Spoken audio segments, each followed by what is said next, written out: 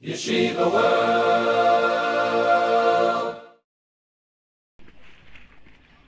שלום לתושבי ירושלים, תודה רבה על המשמעת, על ההקשבה, על האחריות. אני רוצה לאחל לכם שבת שלום ושנתראה בשמחות בירושלים היפהפייה שלנו בשלג. תושבי ירושלים היקרים, אני מצטרף לראש העיר ואני רוצה לברך אתכם בשם שוטרי ולוחמי משטרת ישראל. אנחנו כאן לרשותכם כדי שירושלים תהיה בטוחה מתמיד, וגם בימים הקרים האלה שתהיה שבת שלום לכולם. אני מצטרף לדברים מהמקום הקדוש לעם היהודי. שבת שלום לכולם. כל טוב.